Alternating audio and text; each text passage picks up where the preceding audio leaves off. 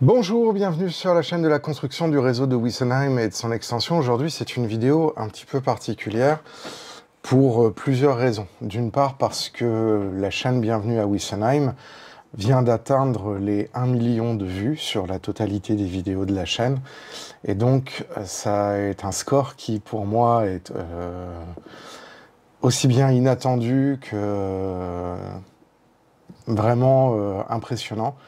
Parce que ça veut dire que les contenus sont regardés, commentés, likés pour la plupart d'entre eux. Et ça, c'est grâce à vous. C'est aussi grâce au fait que les contenus vous intéressent. Et ça, moi, ça me fait vachement plaisir parce que au départ, cette chaîne était vraiment un vlog. Et puis maintenant, elle commence à avoir une communauté de gens qui regardent régulièrement les vidéos. Et ça me fait vraiment plaisir.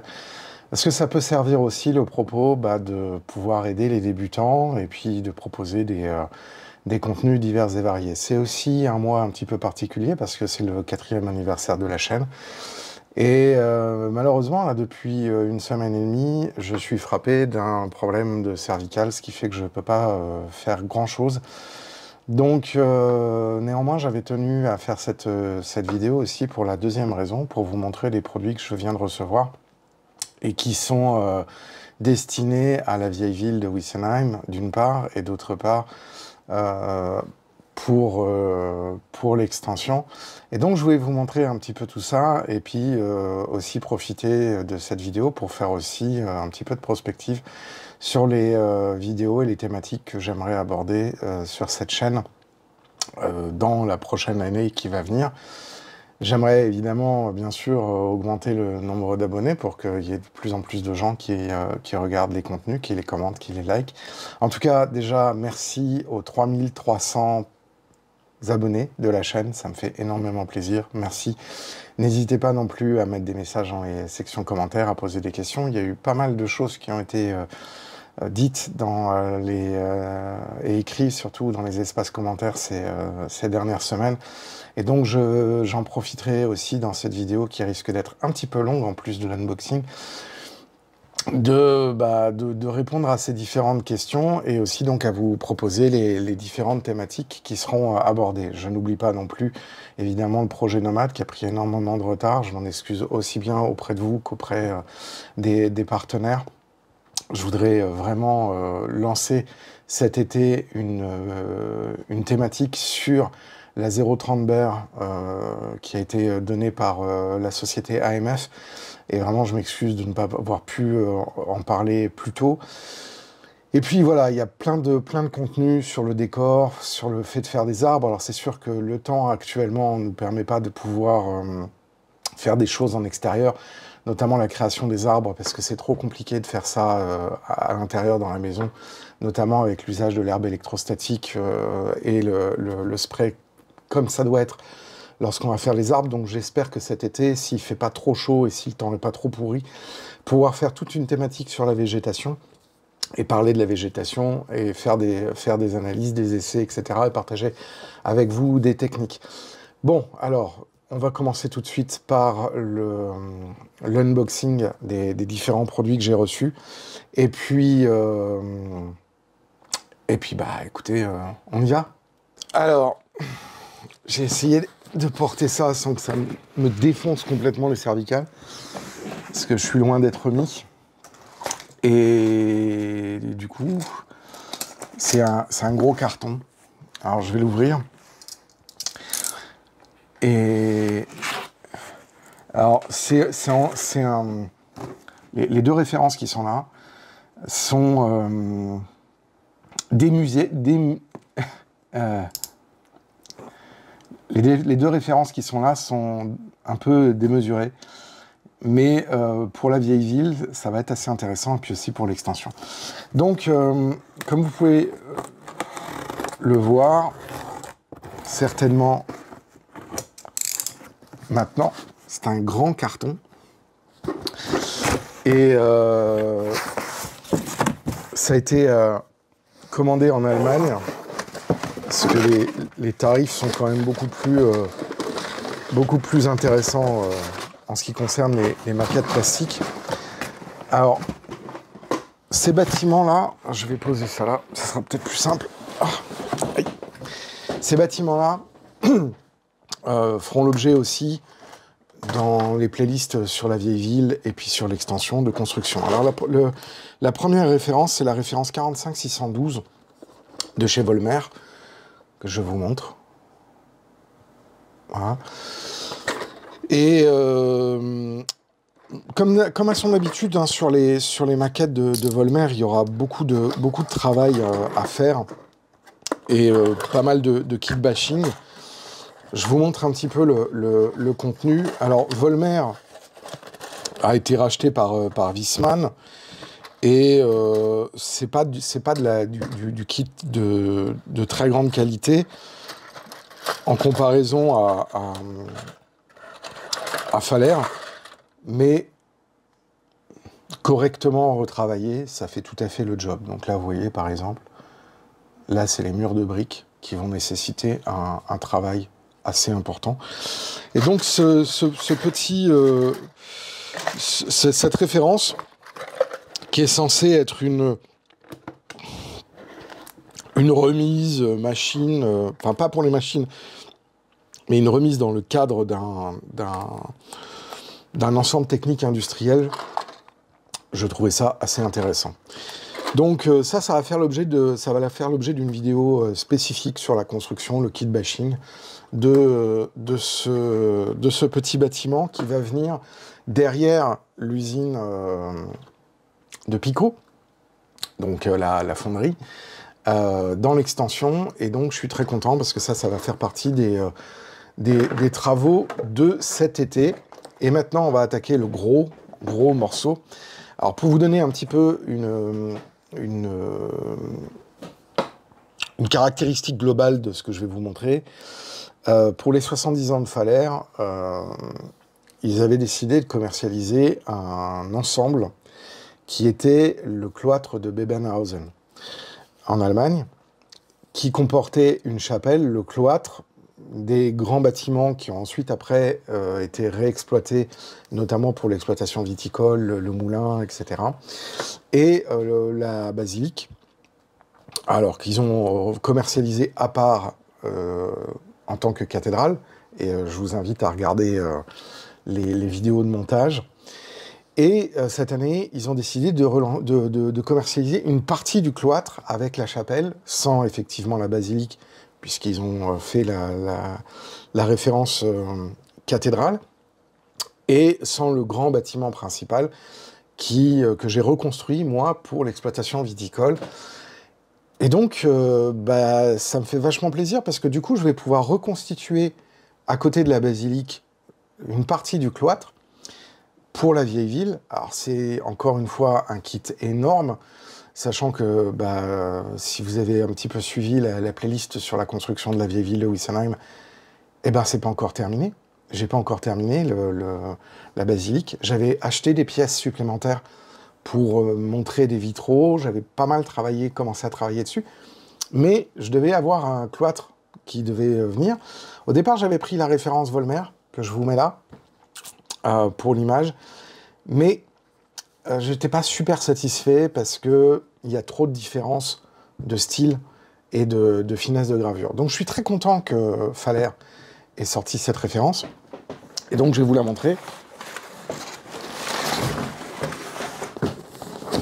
Aïe. Voilà. Donc c'est une énorme boîte. Et là, il doit bien y avoir facile 2 kilos de plastique. Donc c'est la référence 130-827.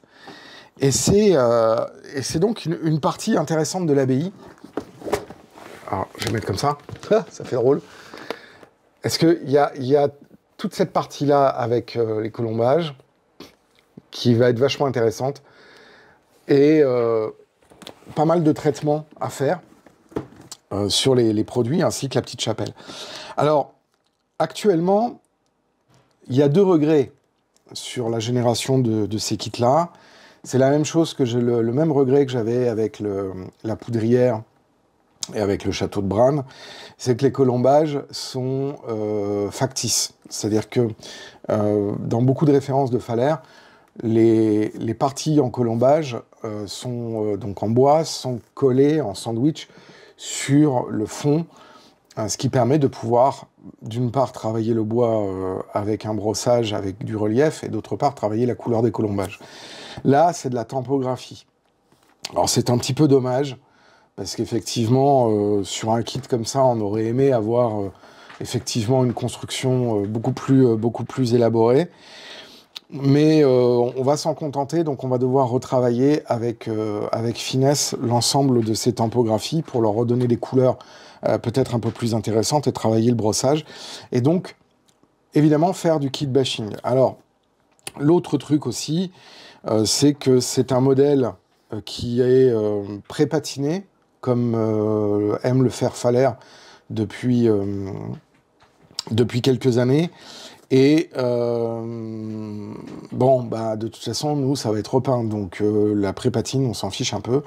Mais en tout cas, on retrouve des éléments qui sont totalement connus, puisque moi, j'ai déjà monté, comme je vous le disais, le long bâtiment qui, normalement, est sur le côté du cloître pour l'exploitation viticole, puis des portions de bâtiments qui se retrouvent à différents endroits, notamment la basilique qui va venir s'agglutiner.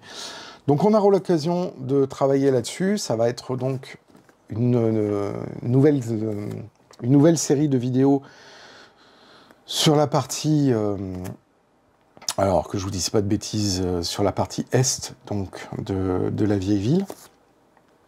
Et ça va être l'occasion de continuer le travail sur le kit bashing de l'ensemble, en réutilisant de toute façon toujours les mêmes techniques et les mêmes couleurs qui ont été utilisées pour le reste de la vieille ville. Ça ne va pas changer. Ce qui va être assez intéressant de voir, c'est comment on va pouvoir augmenter ce travail. Ça va faire un bloc, hein, donc la basilique qui devra être terminée, plus ce bloc-là, qui fera à peu près 60 cm par 60 cm, et qui viendra donc se mettre en face et dans la continuité du château. Donc ça va être, je pense, assez intéressant, et on va avoir l'opportunité de pouvoir travailler sur cet ensemble-là, qui, je pense, sera un très bon complément pour la vieille ville médiévale de Wissenheim. Voilà, donc ça, c'était les deux unboxings. Donc la référence 130-827 de chez Faller, qui est donc le cloître, et la référence 45-612 de chez Volmer, la petite remise technique, remise de machine, qui trouvera sa place dans le complexe industriel de l'extension. Voilà, donc ça c'est ce qui termine le chapitre des unboxings. Maintenant, troisième chapitre de cette vidéo, avant encore une fois de remercier les nombreux abonnés et le million de vues. Merci énormément. Je voudrais répondre à quelques questions qui m'ont été posées, toutes thématiques confondues, et ça risque de prendre un petit peu de temps. Eh ben, allons-y. Alors maintenant, le troisième chapitre de cette vidéo, réponse aux nombreuses questions qui m'ont été posées. Alors, j'ai des gens, une personne en particulier, qui m'a posé des questions sur la signalisation, enfin plutôt qui a fait des remarques par rapport au live et aux vidéos que j'ai fait sur la signalisation SNCF. Moi, j'utilise deux documents. Un document qui est un excellent travail de quelqu'un qui était dans le métier et qui a fait un excellent bouquin qui s'appelle La signalisation ferroviaire de Roger Rétiveau. Et ensuite, après, il y a un document pédagogique en exploitation qui est un document qui sert à former les conducteurs et les personnels roulants de la SNCF et les personnels techniques de la SNCF. Donc, c'est eux qui, d'ailleurs, dans ces documents techniques, parlent de deux éléments distincts dans la signalisation. D'une part, la gestion du bloc automatique lumineux pour la régulation, donc c'est-à-dire la sémaphore, l'avertissement et la voie libre, et ensuite les parties sécurité qui sont liées aux signaux. Bien évidemment, les signaux SNCF ne sont pas séparés, c'est un ensemble. Mais c'est deux éléments de sécurité qui n'ont rien à voir. L'un est pour l'exploitation, l'autre est pour gérer les éléments de sécurité au pied du signal ou à une distance donnée du signal. Voilà, donc effectivement, le feu tricolore sert à la régulation du trafic, alors que le carré, les ralentissements, les rappels de ralentissement, les signaux de manœuvre, etc., sont liés à des éléments de sécurité ponctuels sur place. Donc, le pinaillage qui vise à dire oui, mais machin, moi, c'est pas mon sujet. Mon sujet sur ces vidéos-là, c'est de permettre aux débutants de comprendre pourquoi ils doivent utiliser ce signal-là et pourquoi pas un autre. Les subtilités techniques des experts, ça n'a jamais été mon propos sur les vidéos de Wessenheim. Il y a des gens qui le font très bien.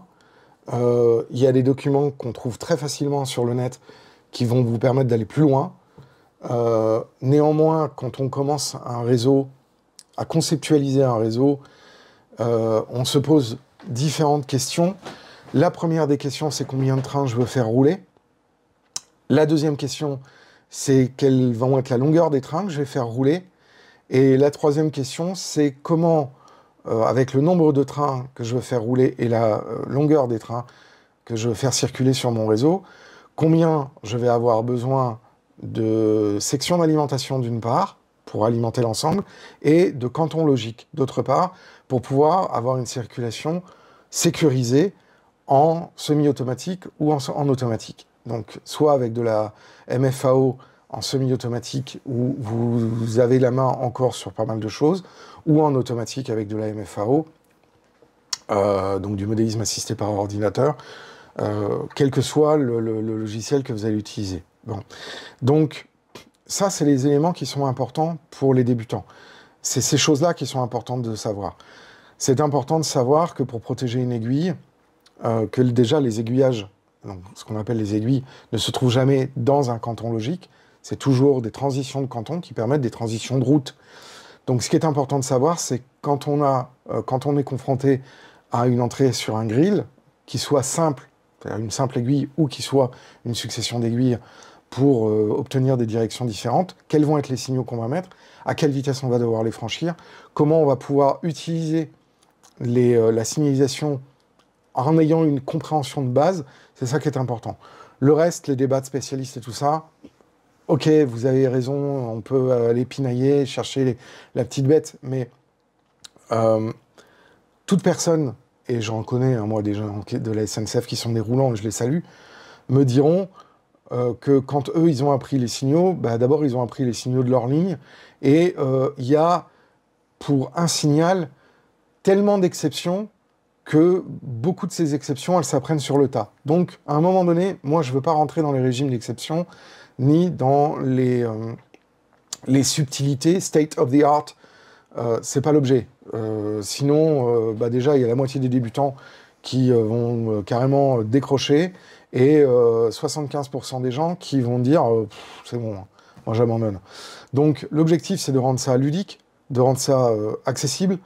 Donc, si j'utilise des termes ou que je fais des gros raccourcis pour éviter de noyer les débutants sous des termes techniques totalement abscons ou des choses qui nécessitent des niveaux de compréhension et d'expérience très élevés, c'est pas l'objet. Voilà. Donc je tenais à dire ça parce que moi j'ai pas à rentrer sur des débats de spécialistes. C'est pas l'objet de cette chaîne. C'est pas non plus l'objet de ces vidéos-là. Si j'ai envie un jour de pousser une vidéo beaucoup plus précise, je le ferai et je mettrai à destination des experts pour débat d'experts. Mais voilà, ça reste